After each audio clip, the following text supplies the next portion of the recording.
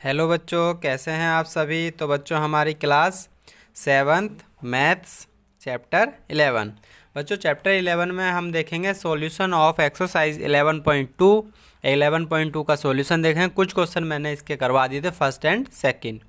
ठीक है, अब हम क्वेश्चन नंबर 3 से स्टार्ट करेंगे। क्वेश्चन नंबर हमारा जो 3 है उसमें क्या दिया है। क्वेश्चन नंबर 3 बुक जरूर रख लेना बच्चों अपने पास।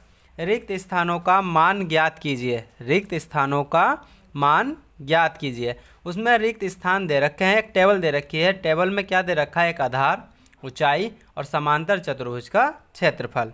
तो पहला पार्ट और दूसरा पार्ट मैं समझा देता हूं और लास्ट के 2 पार्ट आपको करने हैं। तो थर्ड में का ए पार्ट, उसमें एक टेबल दे रखी है जिसमें आधार उन्होंने बता रखा है कितना है। आधार बता रखा है 20 सेंटीमीटर। ठीक है, और उन्होंने ऊंचाई हमें से पूछी है।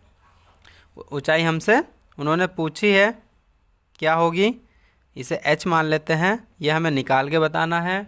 और उन्होंने समांतर चतुर्भुज का क्षेत्रफल बता रखा है। कितना है समांतर चतुर्भुज का क्षेत्रफल, तो क्षेत्रफल हमें दे रखा है उन्होंने 246 सेंटीमीटर स्क्वायर।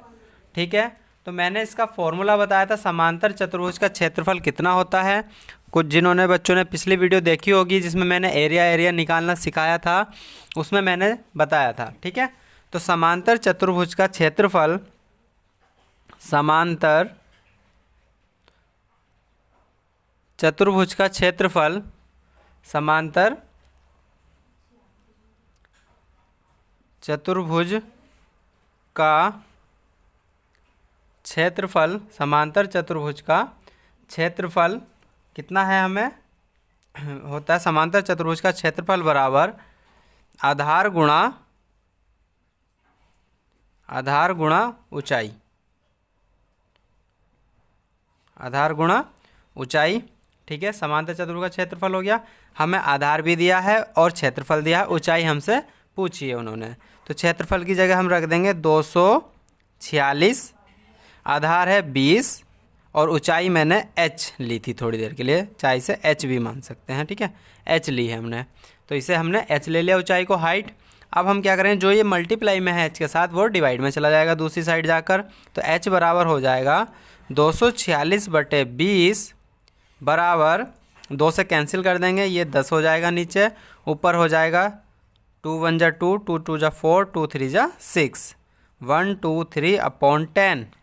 और नीचे कितने जीरो हैं, एक जीरो, तो एक डिजिट के बाद पॉइंट लग जाएगा। तो ये हो जाएगा 12.3 सेंटीमीटर। जो उन्होंने रिक्त स्थान दे रखा है ऊंचाई, उसके नीचे हम लिख देंगे 12.3। तो h हमारा कितना आ गया, 12.3 सेंटीमीटर। यह हमने h निकाल लिया है। अब हम क्या करेंगे, बी पार्ट में उन्होंने क्षेत्रफल दिया है और ऊंचाई दी है, आधार हमसे पूछा है। ठीक है, तो बी पार्ट करते हैं। समांतर चतुर्भुज का क्षेत्रफल ए बराबर, मैंने फॉर्मूला बताया था बी इंटू एच। बी होता है बेस, मतलब आधार। ठीक है, जिन बच्चों ने पिछली वीडियो नहीं देखी होगी उन्हें भी पिछली वीडियो ज़रूर देखनी चाहिए। बी मतलब आधार। आधार इंग्लिश में आधार को बेस कहते हैं। ठीक है, एच फॉर ऊंचाई मतलब हाइट। ठीक है, और एरिया मतलब क्षेत्रफल। ठीक है, ए हमें उन्होंने दिया है, कितना दिया है 154.5। बेस दिया है उन्होंने, बेस हमें निकालना, हाइट दी है 15।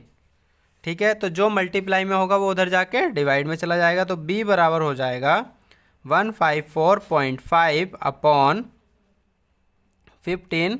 अब बच्चों हम इसे डिवाइड कर लेंगे, तो डिवाइड करेंगे तो कितना आ जाएगा, b बराबर, ये 15 से 1 बार में चला जाएगा। अब ये 45 एक साथ जाएगा, तो यहाँ हमें 0 बढ़ाना पड़ेगा, 0.3, तो 10.3 सेंटीमीटर।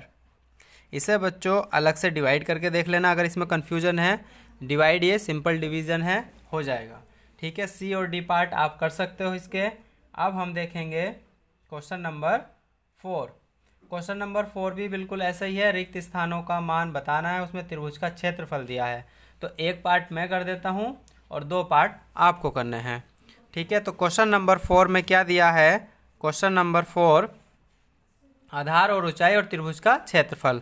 उन्होंने आधार हमें दिया है, तो सबसे पहले हमें पता होना चाहिए त्रिभुज का क्षेत्रफल कितना होता है। तो बच्चों, त्रिभुज का क्षेत्रफल होता है 1/2 आधार गुणा ऊंचाई, आधार गुणा ऊंचाई होता है। ठीक है, तो त्रिभुज का क्षेत्रफल उन्होंने दिया है 87, क्वेश्चन में दिया है ये 1/2। उन्होंने आधार दिया है 15 और ऊंचाई हमसे पूछी है। अब हम इसे कैलकुलेट कर लेंगे, तो ये ऊंचाई मतलब h हमारा हो जाएगा 87 × 2/15। अब इन्हें सिंप्लीफाई करेंगे बच्चों, सिंप्लीफाई करके आ जाएगा 11.6 सेंटीमीटर। तो हाइट आ गई, जहाँ उसमें रिक्त स्थान दे रखा हाइट की जगह लिख देंगे 11.6 सेंटीमीटर। ठीक है बच्चों, ऐसे हम क्वेश्चन नंबर 3 और 4 कंप्लीट कर लेंगे और आगे नेक्स्ट वीडियो में देखेंगे आगे के क्वेश्चन। ओके बच्चों, थैंक यू, धन्यवाद।